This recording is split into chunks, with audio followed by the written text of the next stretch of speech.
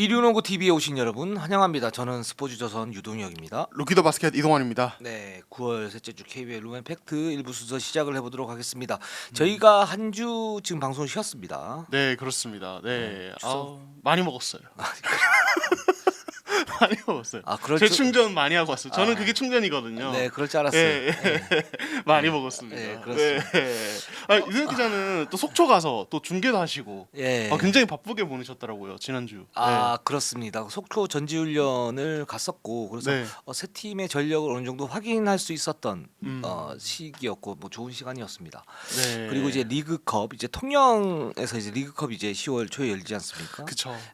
그때는 이제 좀 더 이제 실체를 드러낸 그런 음. 모습들을 보일 수 있을 것 같고 그래서 지금 이번 주는 저희가 10개 구단 어떻게 좀 진행을 하고 있고 지금 외국인 선수 다 들어왔지 않습니까? 그렇죠. 그리고 이제 필리핀 그 아시아 쿼터 음. 필리핀 선수들의 용각도 지금 좀 드러나고 있고 반면에 뭐 KCC 같은 경우에 타일러 데이비스 이제 합류 불발 이런 소식들이 있는데 과연 뭐 KCC가 어떤 이제 플랜 B를 가지고 있는지 뭐 이런 부분들 여러 가지 소식들이 있으니까 기대해 주시면 될 것 같습니다. 네, 좋습니다. 자, 그럼 바로 뭐 댓글로 한번 들어가 볼까요? 예. 네. 저의 자랑 댓글우선 정책에서 댓글부터 소화를 하고 가도록 하겠습니다. 자, 주단택님이 김동양 선수에 대해서도 얘기해 주세요. 개인적으로 김민욱이 센터로서 부족하고 하영기 체력 분배를 해줘야 될 것 같아서 김동양 선수가 중요한 키가 되지 않을까 싶네요.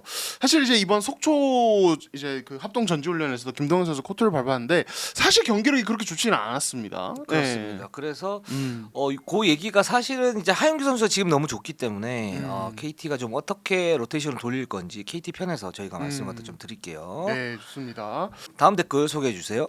네, 우산동 밀면님이 왜 DB는 맨날 2부인가요? 이거 해명해야 되는 거 아닙니까? 이거 이도혁 기자께서 이렇게 배분하시잖아요. 왜 DB는 맨날 2부예요? 왜 뒷전이에요 항상? 이거 해명해 주세요. 저도 궁금합니다. 네.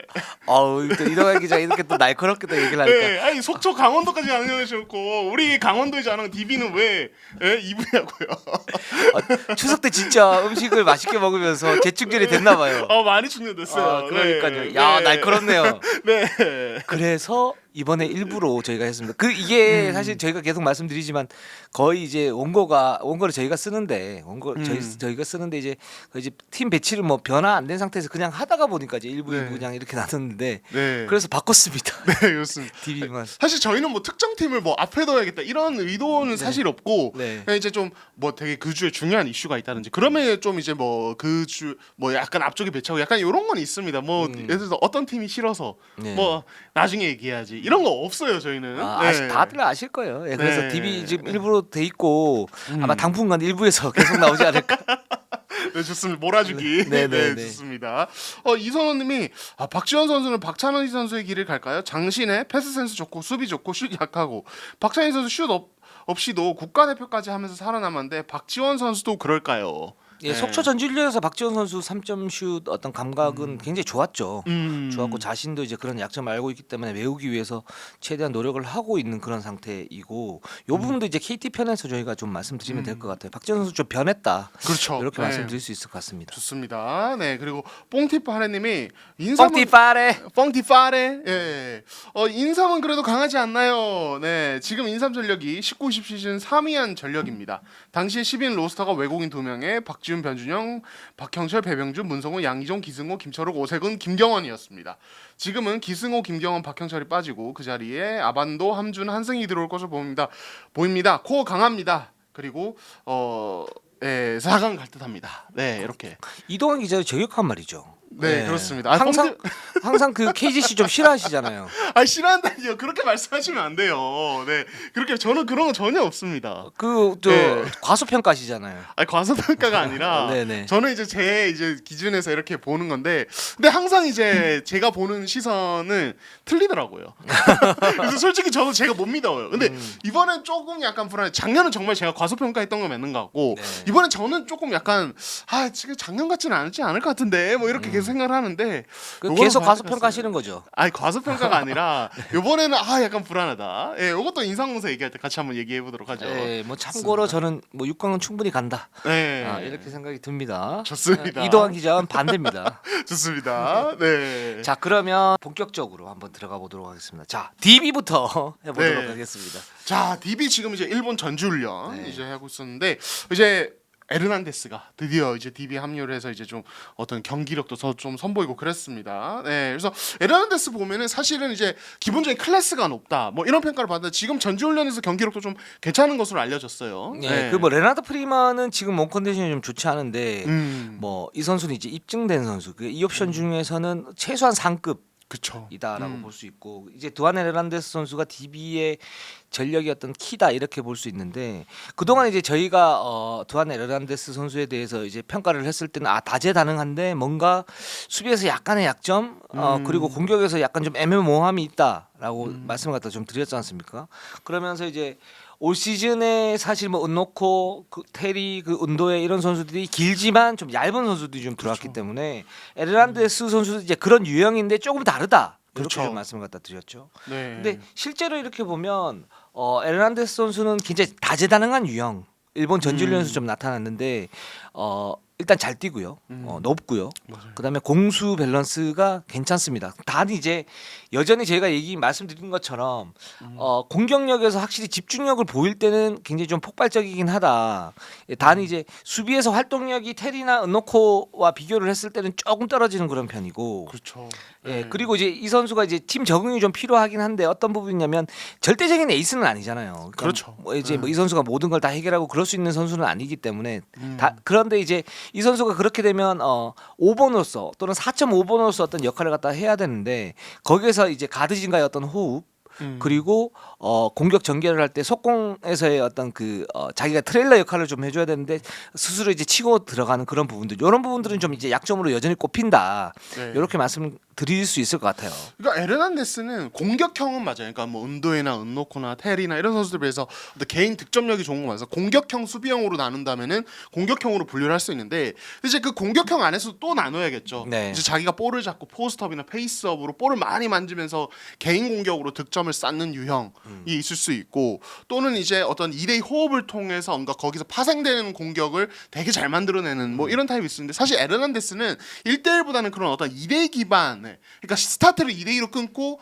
팝아웃해서 거기서 드리블 돌파해서 득점한다든지 아니면 그냥 빠르게 롤해서 받아먹는지 이런 식의 어떤 2대2 기반의 어떤 공격형 빅맨이라고 저는 생각을 하거든요. 네. 그런 면에서 말씀하신 뭐 두경민이나 알바노 같은 어떤 가드진과 호흡이 되게 중요합니다. 여기서 약간 핀트가 어긋나면은 아마 이 선수의 어떤 다른 공격 옵션도 약간 흔들릴 수 있기 때문에 그게 어떻게 보면은 제일 관건이 아닐까라는 생각이 들어요. 예. 그래서 다재다능하면 굉장히 좋은 거고 그리고 2대2 공격을 잘하는 것도 좋은 건데 1대2 페이스업 같은 경우도 좀 즐겨해요. 그러니까 드리블링이 괜찮고 이 선수가 뭐 높이가 있고 스피드가 있기 때문에 이제 이런 다재다능함이 과연 DB에서 어떤 식으로 좀 발현이 될 것인가 이 부분이 좀 관건이고 그걸 이제 깎는 그런 어떤 작업을 하고 있다 이렇게 말씀을 드릴 수 있을 것 같고 만약에 이 선수가 팀 적응을 해서 어느 정도 된다면 평균 이상의 외국인 선수가 될 가능성이 이제 농후하다. 근데 단 하나 좀 이제 저는 이제 공격에서는 호흡이 처음에는 안 맞다가 이제 나중에 맞추면 이제 되는 문제라고 생각을 하는데 수비에서 활동력이 뭐 속초에서 보신 분들은 보셨지만 테리나 은노코 선수 같은 경우는 수비에서 보이지 않는 어떤 공헌도 이런 부분 굉장히 높거든요. 그렇죠. 그리고 이 두 선수가 좋은 점이 뭐냐면 공격에서 어떤 포스트업 또는 3-4m 지점에서의 어떤 결정력이 좀 떨어지지만 기본적으로 활동력이 좋기 때문에 속공이라든가 또는 이제 공격 리바운드에 의한 풋백 득점 이런 부분이 굉장히 좋은데 두안 에르난데스 선수는 그런 활동력에서는 살짝 떨어지는 부분이 있다. 그 선수들에 비해서 그렇죠. 라는 부분에서 이 부분은 좀 메워야 되지 않을까. 근데 이거는 이제 어떤 그 자신의 스타일 그렇죠. 이런 예. 문제와 연결이 좀 되어 있기 때문에 이걸 좀 메울 수 있을까 이런 부분에서는 좀 통영 리그컵에서 좀 봐야 될 것 같습니다. 네, 그렇습니다. 자, 그리고 이제 뭐 프리먼 몸 상태 현재 아직까지 정상이 아니다 하는 말씀 먼저 전해주셨고 어쨌든 이제 DB가 지금 현재 전력을 봤을 때 상당히 좀 괜찮다는 어떤 평가를 받을 수는 있는 것 같아요. 일단은 뭐 이제 포워드 라인 약점이다. 저희가 뭐 계속 전력 분석하면서 얘기를 했지만은 어쨌든 이제 최승욱이란 자원 대체 자원이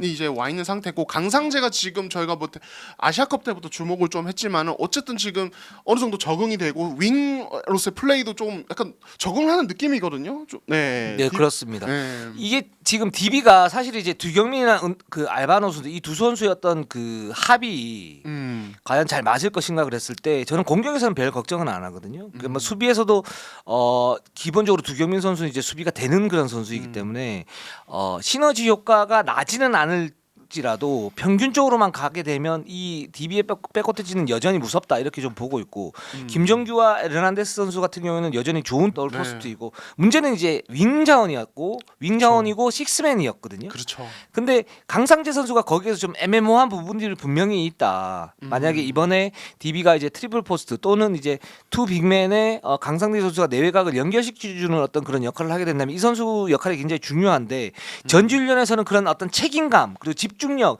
이런 부분들이 많이 향상됐다라고 지금 팀 내부적으로 평가를 하고 있습니다. 그래서 강상재 선수가 이제는 뭐 변수가 아닌 어떤 굳은 자 그런 이제 모습들 갖다 좀 보이고 있고 근데 이 강상재 선수가 잘한다고 하더라도 DB는 여전히 윙맨의 약점이 있을 수 있죠. 그렇죠. 근데 그 부분을 지금 최승욱 선수 이적한 최승욱 선수가 상당히 좋은 어떤 수비 집중력을 보이면서 일본 전준에서 호평을 받고 있어요. 네. 그래서 이 선수는 원래 제가 예전에도 한번 1년 전인가 2년 전에 한번 말씀드린 적이 있는데 굉장히 잠재력 높은 선수들이 있는데 이 현 프로농구에서는 원성권, 투승욱 이렇게 말씀을 갖다 드렸지 않습니까? 네. 문성권 선수는 터졌고 지금 투승욱은 이제 예전 KCC의 최승욱 그 선수하고 그다음에 DB로 이제 이적한 이제 최승욱 큰승욱 선수인데 이 선수도 그런 잠재력을 가지고 있기 때문에 만약에 DB에서 출전 시간을 어느 정도 보장을 받는다면 실제적으로 이상만 감독은 출전 시간을 좀 많이 이제 보장을 해주려고 그러는 것 같아요. 그리고 최승욱 선수도 내실을 기하기 위해서 수비에 집중하고 있는 모습이고 이렇게 돼버리면 DB가 꽤 괜찮은 전력으로 변할 수 있다. 네. 이렇게 볼 수 있을 것 같아요. 사실 이제 윙 자원이기 때문에 또 DB 같이 이제 그 이제 가드진과 어떤 포스트 쪽에 어떤 스코링 능력이 있는 선수들이 많은 팀은 윙이 막 많은 걸 할 필요가 없어요 정말. 네. 어느 정도 이제 진짜 방금 온 것이 최승욱처럼 되게 허슬 위주의 어떤 에너지 레벨 높은 활동력으로 로테이션 수비 채워주고 상대 에이스 카드 한 번씩 막아주고 3점 한 번씩 터트려주고 사실 그 정도만 해줘도 굿이거든요. 사실 팀 입장에서는. 그러니까요. 그러니까 네. 예를 들어서 이제 데이원의 전성현이라든가 또는 뭐 최준용, 또 양홍석 이런 선수에게 이런 선수들을 막아주기만 해도 그렇죠. 지금 DB는 괜찮은 거죠. 이제 그렇죠. 그런 막아줄 수 있는 자원이 지금 생기고 있다. 이렇게 좀 볼 수가 있고 그다음에 백업진 같은 경우에 지금 이준희 그리고 김현호 선수 좀 많이 기용을 하고 있는데 김현호 선수는 건강만 하다면 제 역할은 충분히 할 수 있는 선수고 슈팅 능력이 굉장히 좋은 선수이기 때문에 뭐 10분에서 15분 정도 자기 역할을 해줄 수 있는 선수다 이렇게 보고 있는데 아직까지 부상 소식은 없고 잘 컨디션을 유지하고 있다라고 볼 수가 있고 이준희 같은 경우에는 탄력이 굉장히 좋은데 약간 좀 성기다 이렇게 말씀을 갖다 드렸잖아요. 그렇죠. 그러니까 이 부분을 계속 이제 당금질을 하고 있는 것으로 알고 있습니다. 네, 좋습니다. 그래서 지금 DB가 유일하게 일본 전지훈련을 다녀왔죠. 사실 일본 전지훈련을 많은 팀들이 취소를 했는데 뭐 코로나에 대한 걱정 만약에 한 선수가 걸리게 되면 전지훈련 자체가 무산될 수 있는 그런 위험성 때문에 그랬는데 DB는 과감하게 가고 있는데 내부적으로는 지금 일본 전지훈련에 대해서 굉장히 고무적이다 이렇게 보고 있는 것 같습니다. 그 B리그도 지금 리그가 치러지기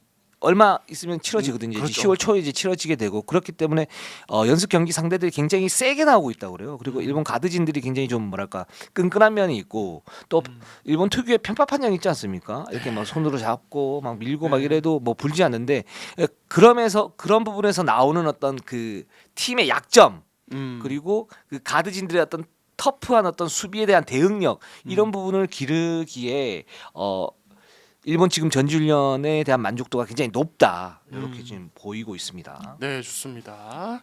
자, 이제 현대모비스로 한번 가보도록 하겠습니다. 네.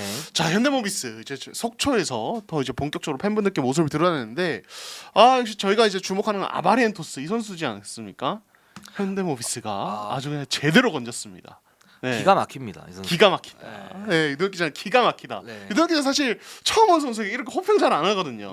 네, 문제 있으면은 문제가 있어요. 이렇게 딱 얘기를 하시는데 기가 막히다. 네. 네. 일단 내부적인 평가부터 상당히 좋습니다. 뭐 이제 지난주에도 잠깐 언급하셨지만 유작감 총감독님께서는 가장 독특한 존재다. 역대 현대모비스 가드 중 이런 선수 없었다. 이런 얘기하시고 조동현 감독님도 100% 만족이다. 이렇게 얘기를 하세요. 뭐 네. 제가 속초 전지훈련 때 뭐 해설하면서도 말씀드렸지만 유작감도 이제 그런 얘기를 하셨고 그래서 제가 반박을 했죠. 네. 양동근은 버리시나요?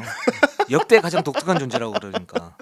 네. 왜 이렇게 양동근 코치님한테 이렇게 뭐라고 정 감독님은 아니 항상 냉혹하죠. 양동근 코치는 레전드니까 그러니까요. 레전드신데 레전드가 바로 앞에 계시는데 네, 그렇습니다. 그랬는데 확실히 이 선수가 그 클래스가 좀 있는 선수 같아요. 클래스가 있다. 그러니까 이제 전지훈련이기 때문에 리그컵에서 어떤 모습을 보일까가 가장 중요하고 아직까지 완전히 단언하기는 어렵지만 한 7-80% 정도는 이 선수는 찐이다.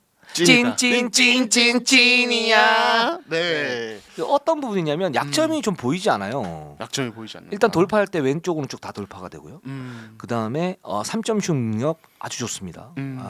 그리고 스크린 이용한 3점 슛 능력 좋고 그렇죠. 그 슈팅 셀렉션이 무의미한 슈팅 셀렉션이 없어요. 이 선수 이렇게 보면. 그러니까 예를 들어서 미스매치가 나왔을 때 자기가 과감하게 스텝백 3점을 올라가고 또 돌파를 했을 때 상대 수비를 찢어놓고 킥아웃 패스로 양쪽 코너를 봐주고 그리고 2대 공격 되고요. 2대 공격은 사실 현대모비스에서는 금지령을 내렸죠. 그렇죠. 속초 전지훈련에서. 근데 만약에 아베렌토스 선수가 2대 공격까지 제대로 한다 이렇게 되면 그렇죠. 이 선수를 지금 막기가 쉽지 않고 이 선수를 막을 수 있는 유일한 방법은 뭐냐면 이 1m 78 정도의 키에 탄탄하기는 하지만 뭔가 이제 약간 좀 중량감이 좀 떨어져 보이지 않습니까? 그러면서 SK와의 어떤 연습 경기에서 오재현 선수 락다운 디펜더한테 좀 막힌 그런 부분이 있고 KT와의 전지훈련에서도 박지훈 선수였던 그 압박에 슈팅 효율이 좀 떨어지는 면이 있어요. 그런 식으로 이제 굉장히 뭐라 그래야 되나 그 속된 말로 업계에서는 그렇게 얘기를 하죠. 담근다. 네, 네. 뭐 이런 식으로 얘기를 하죠. 수비 빡센 수비로 아주 그러면서 그냥. 길을 죽여버린다 네, 이렇게 네. 얘기하는데 그런 수비를 이제 파회를 해야 되는데 그것만 좀 남은 것 같아요 이 선수는. 그거만 남았다. 네. 네. 그리고 수비에서도 수비가 스크린 대응 수비는 그렇게 좋아 보이고 평범한 수준이긴 하지만 이 선수가 매글리는 능력이 있어요. 그래서 상대 패싱이 어디로 돌아가는지를 알고 거기에 따른 이제 스틸 능력이 뭐 괜찮고요. 또 하나 말씀드리면 이 선수가 포인트 가드를 해야 되지 않습니까? 근데 네. 외국인 선수 가드 중에 포인트 가드에서 이제 실패한 사례들이 많잖아요. 그렇죠. 팀원들하고 어떤 소통 이런 문제 때문에. 근데 현대모비스 내부에서는 이 선수가 성격도 있고 투쟁심이 있다라는 거죠. 성격도 있고 또 선수들과 소통을 하면서 뭔가 리더십 부분이 있다. 그렇죠. 네, 네. 의외로 굉장히 그래서 그런 부분 때문에 포인트 가드도 충분히 할 수 있지 않을까. 지금 이렇게 지금 내부 평가를 하고 있습니다. 네. 그 리더십 부분은 제가 지난번에 잠깐 언급을 했었던 것 같은데 네, 그러니까 맞아요. 현대모비스 쪽에서도 가장 좀 스카우팅 할 때 좀 주목을 했던 부분이죠. 특히 이제 필리핀과의 평가전에서 이 아바리엔토스 당시에도 이미 이제 계속 주목을 하고 있었는데 이 선수의 어떤 소통하는 스타일, 뭐 이제 벤치에서 어떤 모습을 보이는가. 그러니까 사실 이게 이제 말씀하신 외국인, 한국인이 아닌 가드가 왔을 때 항상 일어났던 부작용. 그렇죠. 있잖아요. 근데 그 부분을 사실 어느 정도 해소할 수 있겠다는 확신이 들어야 영입이 가능한 건데 아바렌토스는 그런 부분에서 현대모비스 코칭 스태프, 현대모비스 구단은 확신을 가지고 영입을 했다는 네. 부분이 될 수 있을 것 같고 저는 이제 경기 보면서 어떤 걸 느꼈냐면 그러니까 결국엔 또 서명진이랑 자꾸 비교하게 되더라고요. 그 네. 전에 주전 포인트 가드였던. 일단은 그냥 되게 단순한 말인데 거침이 없어요. 이게 뭐냐면 뭐 이제 박지원이나 뭐 이런 그런 피지컬한 어떤 가드들이 나도 예전 같으면 상대 팀들이 현대모비스는 뭐 예를 들어 서명진과 숏농 공격이 중심이니까 그 둘만 잡는다. 그러면서 서명진을 강한 수비수로 압박시키고 그러면 서명진이 거기서 그냥 경기 초반부터 그냥 확 죽어버리면서 그냥 경기가 완전 말려버리는 이런 그렇죠. 현상이 벌어졌단 팀 말이에요. 템포나 팀 흐름이 완전히 가버리는 거죠. 그렇죠. 네. 예. 근데 아바렌토스는 뭐 결과가 어쨌든 슈팅의 결과, 패스의 결과가 어쨌든 이 선수는 주눅들지를 않아요. 그리고 자기 리듬을 유지하는 능력이 있어요. 어떤 빡센 수비가 와도 물론 이제 그게 뭐 좀 메이드율이 좀 떨어지고 턴오버가 발생하고 그럴 수 있지만 사실 팀 입장에서는 아바렌토스가 다 하는 건 아니잖아요. 어차피. 그렇죠. 이우석도 예. 있고요. 그렇죠. 함준도 있고 장재석도 있으니까요. 그렇죠. 예, 그러니까 볼을 운반하고 리딩을 하는 가드로서 그런 부분에서 주눅들지 않고 자기 리듬대로 공격을 해줘야 다른 쪽의 옵션도 볼 수 있는데 사실 서명진은 그게 좀 잘 안 됐죠. 이 선수가 멘탈도 조금 약하고 좀 주눅드는 면도 있었어. 근데 아바렌토스 그런 면이 없어서 사실은 굉장히 좀 현대모비스 팬분들 입장에서 좀 속이 좀 많이 뚫리는 부분이 있었겠다라는 생각이 들고 저는 이제 이번 속초 전지훈련 전에 삼성이랑 잠실에서 하는 연습 네. 경기를 직접 보러 갔었는데 그때도 현대모비스가 2대2 금지를 계속하다가 4쿼터부터 2대2를 하기 시작했거든요. 네. 근데 이 선수 아바렌토스 2대2 하기 시작하잖아요. 진짜 못 막을 것 같아요. 왜냐면 그러니까 결국에는 2대1을 할 때 나의 핸들러 수비수는 스크린 밑으로 가냐 위로 가냐인데 위로 오면은 아예 뒤로 제껴놓고 그냥 풀업 3점 던지고 네. 뒤로 오면은 그 공간으로 3점 던지고 그러니까 그 2대1 할 때 내 수비수가 우리 스크린에 어떻게 대응하냐를 다 보고 엄청나게 공격적으로 득점을 쏟아붓고 이 3점 적중률이 되게 높아요. 맞아요. 예, 그래서 이 선수 진짜 막기 쉽지 않을 거예요. 진짜 약간의 뭐 예를 들어서 트랩이나 일종의 약간 이제 스크리너 수비에서의 협력 수비가 강하지 않으면은 이 선수의 폭발력에 되게 순식간에 3점을 막 두 방씩 허용하고 추격당하고 분위기 반전되는 이런 상황이 벌어질 수도 있겠다. 상대 입장에서는 그런 생각이 저는 보면서 좀 들더라고요. 네. 그렇습니다. 그리고 그 2대2 금지령에 대해서 좀 얘기들이 좀 많이 있지 않습니까? 근데 이게 보면 일단 표면적인 이유는 그거예요. 그러니까 이제 많이 움직이고 선수들이 많이 이제 패스를 받고 그리고 이제 유기적인 움직임 좀 하자. 조동현 감독 얘기는 2대 공격만 하게 되면 아무래도 편중이 되니까 그 부분에서 새로운 얼굴들이 많이 들어왔는데 거기서 일단 호흡을 좀 맞춰야 된다라는 부분이 있어요. 그리고 거기서 특징들이 있는데 예를 들어서 아바렌토스에 대한 어떤 의존도가 심해지면 뭐 다른 선수들이 지금 할 수 있는 게 별로 없으니까 그런 부분하고 또는 서명진과 이우석 같은 경우에도 픽을 받은 이후 이제 미드 점퍼가 굉장히 강점이지 않습니까? 그렇죠. 이제 그렇게 되면 이제 공격이 단발로 끝날 수 있으니까 그렇게 된다 그러는데 저는 이제 거기서 더 나가서 현대모비스가 지금 패턴 자체를 어느 정도 숨기면서 좀 가는 거 아닌가라는 생각이 좀 들긴 해요. 왜냐하면 2대 공격은 지금 필수이고 또 2대 공격에 따른 이제 위크 사이드의 어떤 움직임이 굉장히 중요하지 않습니까? 그걸 이제 우리가 유기적이다 이렇게 표현을 하는데 이제 그래서 실제적으로는 2대 공격을 하더라도 조직력을 맞출 수 있는 그런 움직임을 가지고 갈 수 있어요. 근데 2대 공격을 완전히 자제를 했다 이런 부분들은 자신감이 일단은 있고 그두 번째는 현대모비스 특유의 어떤 그 2대2 패턴을 이제 노출을 최대한 자제시키려고 하는 그런 그렇죠. 부분이 좀 있는 게 아닌가라는 생각이 네. 들어요. 여기서 이제 뭐 유동 기자께서 말씀하신 2대2 패턴, 2대2 패턴이 뭐 어떤 건가 하면은 이제 뭐 지난 시즌 중에도 저희가 얘기했죠. 뭐 스페인 피켓롤 같은 어떤 네. 변형 피켓롤의 그렇죠. 일종이라든지. 스페인 픽앤롤은 네. 이제 첫 번째 픽을 받고 그다음에 두 번째 픽까지 받고 이제 들어가는 거죠. 그렇죠. 네. 아니면 스크리너 그 전에 스크린을 받아서 올라오는 뭐 이제 용어이긴 한데 외지 피켓롤이나 램 네. 피켓롤이라는 네. 것들, 그러니까 스크리너를 먼저 스크린 걸어주는 네. 어떤 형태의 그런 이제 2대2 게임이라든지 아니면 그런 것도 있어요.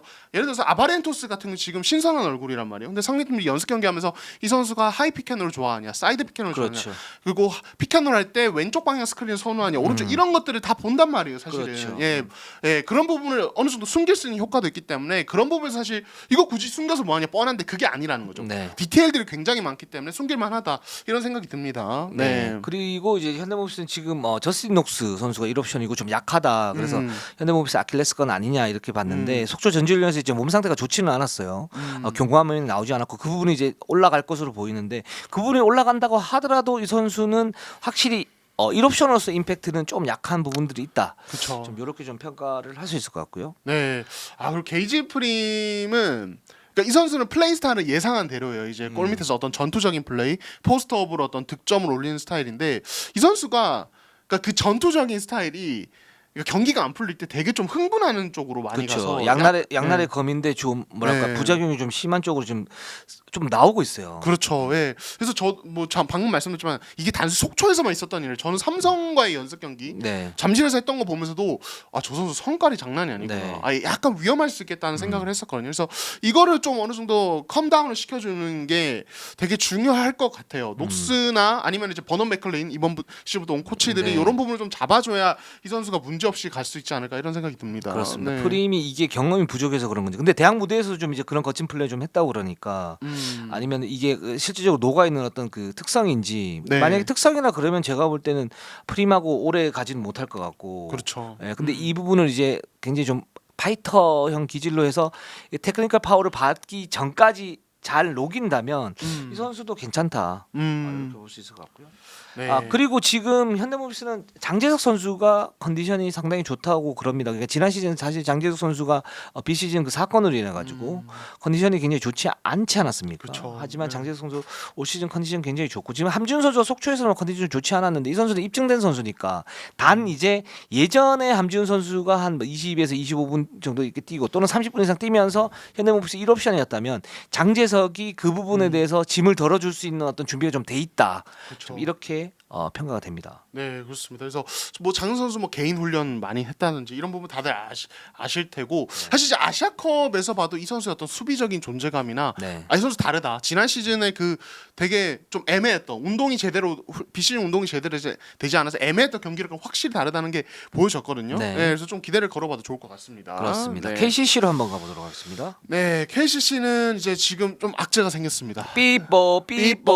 네, 비상이 좀 걸렸죠. 네, 타일러 데이비스가 합류가 불발이 되었습니다. 이제 지난 주 중에 이제 보도가 나오면서 이제 팬분들께도 알려졌는데 계약이 파기가 됐고요. 역시 이제 이 합류 시기 이슈가 있었습니다. 타일러 데이비스 같은 경우는 10월 1일에 들어오겠다는 네. 얘기가 있었고 KCC는 말이 되느냐? 예, 15일 개막인데 부족하다. 그래서 결국에는 KCC가 이제 함께하지 않기로 결정을 하면서 새 외국 선수를 구하는 상황으로 가게 됐습니다. 결국 이제 우려했던 일이 좀 벌어진 건데요. 근데 이거는 타일러 데이비스 선수의 어떤 그 아무리 지금 뭐 KCC가 타일러 데이비스 좀 중립적으로 놓고 보더라도 이 태도는 좀 아쉬워요.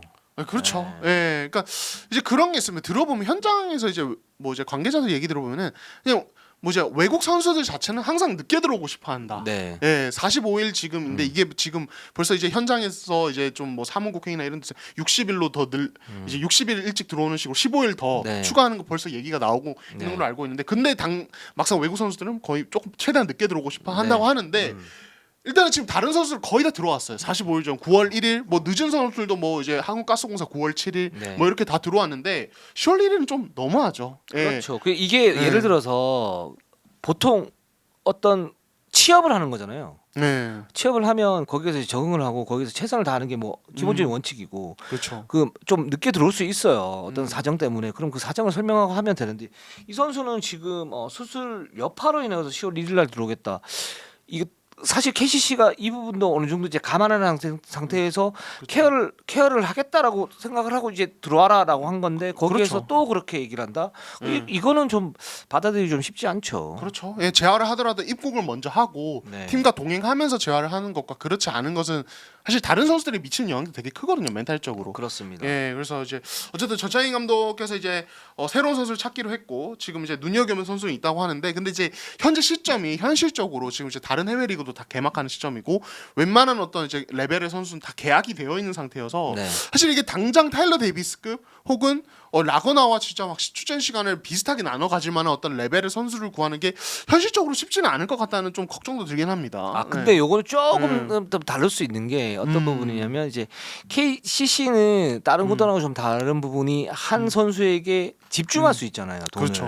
예. 그렇기 때문에 지금 굉장히 신중하게 좀 고르고 있고 오퍼를 계속 하고 있다고 그래요. 근데 지금 NBA 로스터가 이제 거의 이제 확정된 상태에서 뭐 젊은 선수들 같은 경우에 G리그로 가서 다시 좀 모색해 보는 경우가 있고 그다음에 베테랑 선수들 같은 경우에는 한국이 좀 들어오지 않으려고 하는 그런 이제 경향들이 있긴 한데 만약에 극적으로 좀 타결이 된다 그러면 상당히 수준 높은 선수를 데리고 올 수도 있는 그런 기회가 될 수도 있어요. 가능성이 있다. 예, 그걸 노리고 있는 것 같고 그래서 전찬진 감독이 이제 공식적으로 한 달 동안 뭐 개막 후 한 달 동안 상당히 좀 힘든 시기를 보낼 것 같다라고 얘기를 했지 않습니까? 그게 어떤 의미냐면 기본적으로 외국인 선수가 한 명 없는 상태에서 라그나 선수만 가지고 뛰게 될 수도 있어요.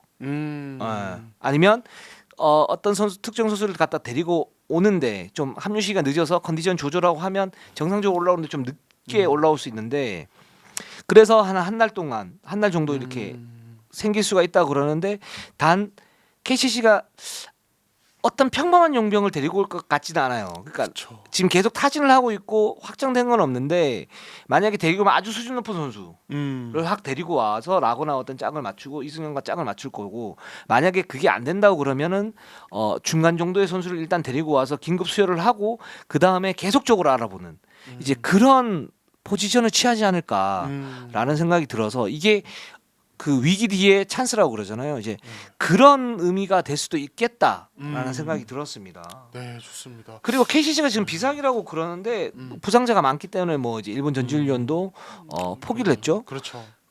근데 자세히 살펴보면 딱히 그렇지도 않아요. 이승현 선수는 지금 이제 뭐 정상적으로 지금 올라오고 있는 상태이고 그렇죠. 허웅 같은 경우에는 대표팀 갔다가 와가지고 상당히 좀 힘들었었죠. 힘들면서 다시 또 이제 올라가고 있는 상태고 김지한이 지금 문제인데 종아리 부상을 한 2주에서 3주 정도 걸린다고 그래요. 정창영은 이제 가세할 것 같고요. 그렇죠. 그렇게 본다면 보통 이제 비시즌 전지훈련 때 체력을 이렇게 쑥 올려놓고 그 다음에 그 시즌 막판에 살짝 떨어져요. 그렇죠. 그리고 네. 다시 이제 올리면서 정규리그 때 딱 맞추는 그런 사이클을 가지 않습니까? 그래서 떨어지는 어떤 시점 아닌가라는 생각이 들어요. 오히려 네. 좋습니다. 그럼 이제 결국에는 이 얘기를 해야 될 것 같은데 그 KCC의 예상 성적 사실은 이제 저희가 뭐 이제 어떤 코어 분류할 때도 그렇고 결국엔 높게 났거든요. 네. 근데 이제 여기에 대해서 이제 좀 하향 조정이 되는 거 아니야? KCC 다음 시즌 좀 기대치를 낮춰야 되는 이런 얘기가 많은데 유덕 기자께서는 이제 좀 다르게 보시는 것 같아요. 그래도 어쨌든 이 팀은 올라갈 것이다. 변수가 좀 있을 것 같아요. 변수가. 예를 들어서 타일러 데이비스가 변수가 아니고 상수가 됐다 그러면 이 팀은 굉장히 무서운 팀이죠. 그렇죠. 엄청 무서운 팀인데 지금 타일러 데이비스가 없는 상태에서 새로운 카드를 찾아야 되잖아요. 이 부분이 아직 100% 확정된 부분은 아니고 어떤 선수가 올지 모르는 그런 상태. 저는 그래도 어떤 그 수준급의 어떤 외국인 선수가 좀 오지 않을까라고 생각은 하고 있지만, 근데 그 선수가 와가지고 또 뭐 팀 맞추고 뭐 이런 하는 부분이 걸릴 수 있는 거고, 그래서 정규리그는 초반은 확실히 변수가 생기긴 했다. 생기긴 했는데 이 부분이 긍정적으로 갈 것인가 부정적으로 갈 것인가라는 부분에서는 저는 뭐 긍정도 부정도 아니지만 약간 긍정으로 갈 가능성이 아직도 조금은 더 높다. 좀 이렇게 좀 보고 있습니다. 네. 그 현실적으로는 이제 그 전찬희 감독께서 말한 한 달이 결과 이제 한 라운드잖아요. 1라운드가 네. 될 것이고 그 9경기 10경기 정도로 어떻게 버티냐가 될 것인데 이게 진짜 중요할 것 같긴 합니다. 그러니까 이때 만약에 좀 이제 좀 많이 예상보다 많이 미끄러진다. 네. 예를 들어서 뭐 한 3승 6패 네. 혹은 그 이하 최악의 경우에 사실 그럴 것 같지는 않아요. 저도 그럴 KCC가 아무리 뭐 이제 그래도 라거나나 건실한 존재가 있어서 그럴 것 같지는 않지만 그렇게 되면 약간 이제 스타트가 진짜 불안하게 갈 수 있는 거고 한 4승 5승 정도 하면은 말씀하신 어떤 KCC 계획대로 이루어지면은 그냥 쭉 부스터 달고 갈 수 있거든요. 왜냐하면 KBL의 어떤 정규리그 순위 싸움 거의 한 4라운드, 3, 4라운드가 되게 승부처잖아요, 보통. 네. 그러면은 이제 1라운드 버티기만 잘하면은 KCC는 기존 어떤 전력을 봤을 때 올라갈 수 있다 이렇게 볼 수 있는 거죠. 네, 그렇습니다. 그 제가 볼 때는 이게 한 달이 변수이긴 해요, 확실히. 변수인데 이게 이제 긍정적으로 갈 것인가 부정적으로 갈 것인가 봤을 때 실제적으로 보면 부정적으로 간다 이 부분은 예를 들어서 연패를 했을 때 그랬을 때는 이제 악순환이 될 수 있죠. 뭐 예를 들어서 이제 부상에서 확실히 낫지 않은 선수를 투입을 해가지고 거기서 부상이 덧나가지고 뭐 줄부상이 생긴다든가 이런 부분이 생길 수 있는데, 제가 볼 때 지금 전찬진 감독은 굉장히 노련한 감독이고 뭐 유재학, 전창진, 추일승 이런 감독님들은 굉장히 노련한 감독들 아닙니까? 그런 이제 정규리그 레이스 같은 경우에는 어떤 부분에서 좀 견뎌야 되고 어떤 부분 인내심을 펼쳐야 되고 어떤 부분에서 승부를 거야 될지 아는 감독이란 말이죠.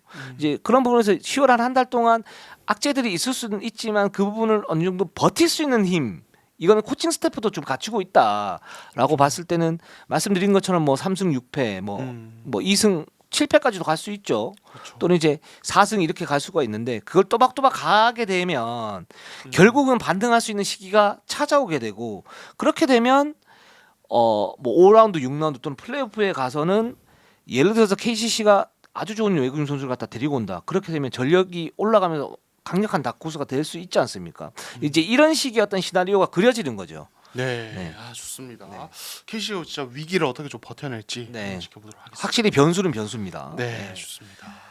자, 가스공사를 한번 가볼까요? 자, 가스공사는 이제 통영으로 갔습니다. 통영 네. 전지훈련을 이제 참가를 했는데 이제 새 외국 선수 은도해가 모습을 드러냈는데 심상치 않아요. 그렇습니다. 네. 이번 시즌에는 이제 은씨가 많습니다. 네, 은희석 감독님, 은덕후 은도해. 네, 그렇죠. 은씨 삼형제. 은씨 삼형제. 아니, 은희석 감독님 아버님이시죠? 그렇죠. 아버님. 은씨가죠. 그죠.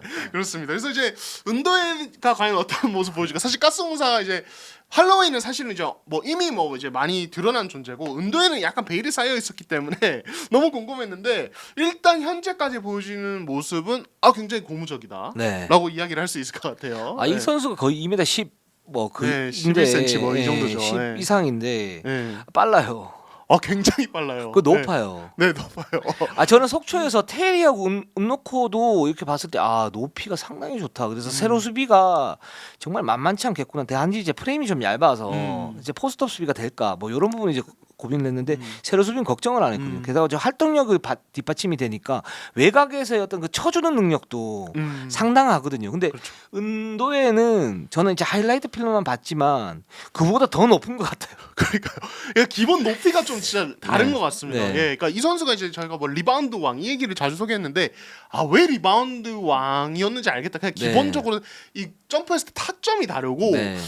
그리고 피니시 할 때도 이 올라가는 이거 너무 길어서 네. 혼자 고무고무팔이에요. 그렇죠. 그래서 네. 아예 뭐 블록슛 할 수 있는 그런 어떤 엄두조차 못 내는 그렇죠. 이제 그런 모습을 보여주고 있습니다. 네. 그래서 이제 그 통영에서의 어떤 모습을 보면은 이 선수 잘 달린다는 평가. 가스공사도 이 부분에 초점을 맞추고 영입했는데 네. 진짜 길고 잘 달린다. 기동성이 워낙 좋아서 어떤 그 SK와의 연습 경기 그것도 이제 어느 정도 뭐 하이라이트이긴 했지만은 네. 원희를 직접 블록하고 바로 뛰쳐나가서 바로 속공 득점을 직접 마무리하는 약간 네. 이제 우리가 슬램덩크에서 강백호 보면서 아, 그렇죠. 저 선수는 누군가 약간 그런 느낌. 나는 천재니까. 네.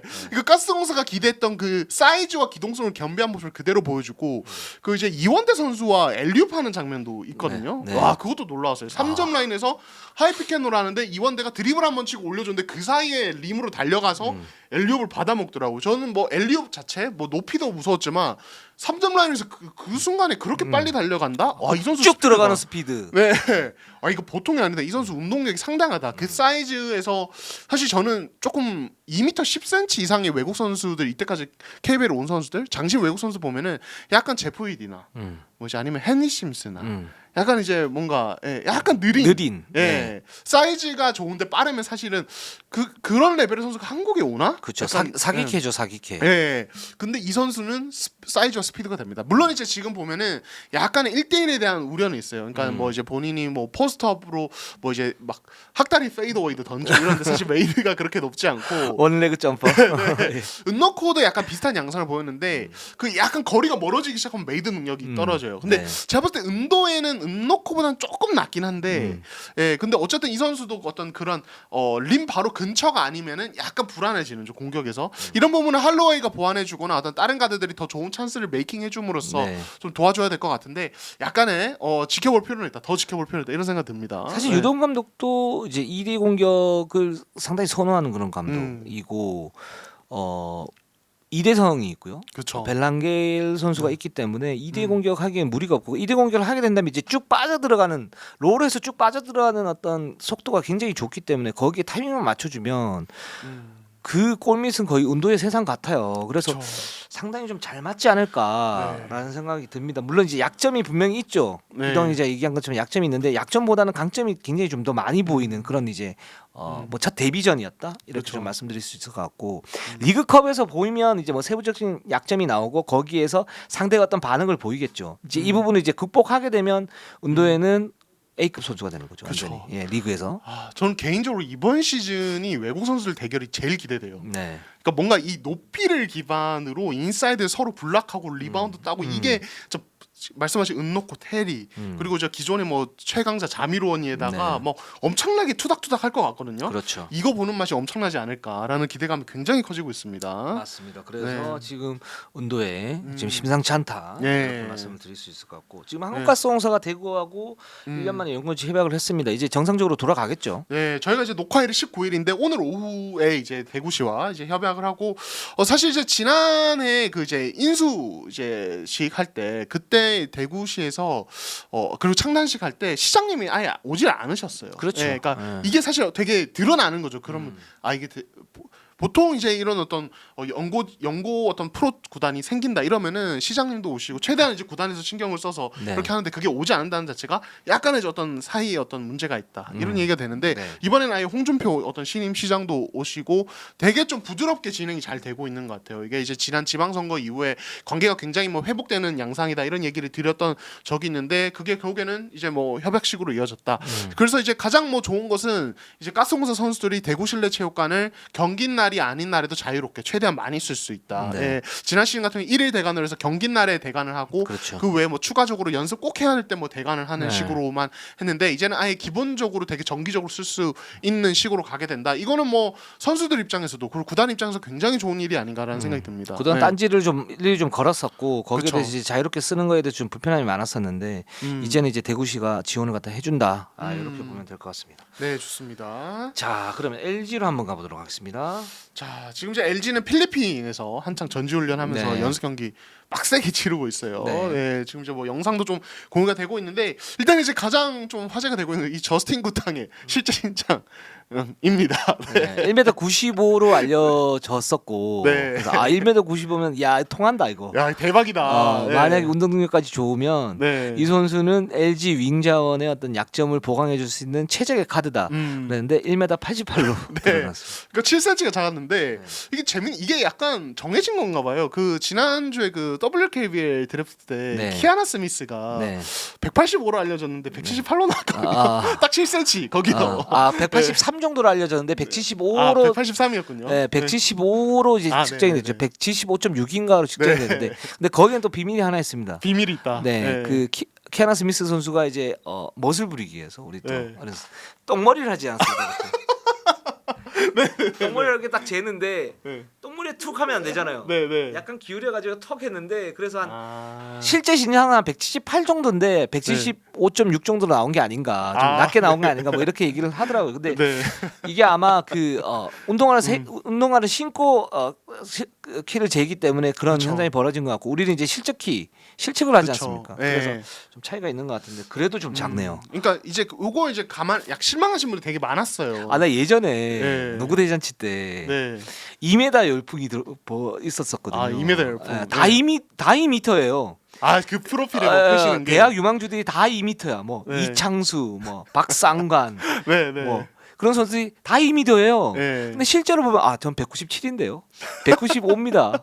근데 네. 그때 당시에 2m가 되어야 이제 몸값이 이제 좀 올라고. 여기 장신센터야. 무조건 네. 데리고 가야 돼. 뭐 네. 이런 부분들이 있었는데 그렇죠. 예. 네, 그런 기억이 나네요. 그러니까 이게 약간 감안하셔야 되는 게 사실 우리나라는 그 이제 어떤 신장 제한 이슈 때문에 외국 선수 키를 실측을 해버리잖아요, 맨발로. 네. 그러니까 맨발 신장이 되게 익숙해요. 선수들 프로필에 네, 표시하는 게 요즘 요 근래에는 네네. 무조건 맨발 신장 몇 점 소수점 단위까지 나와버리죠. 네. 근데 외국은 사실 그렇게까지 측정을 하지 않고 사실 착화 신장을 좀 많이 거론을 하기 때문에 맞습니다. 부탕도 그렇고 거기에 착화 신장을 한 3cm 업된 거에 약간 한 1인치 정도 더 뻥튀기가 네. 됐다라고 보셔야 될 것 같아요. 그렇게 되면 사실 7cm 높게 표기가 된 게 좀 어느 정도 이해는 된다.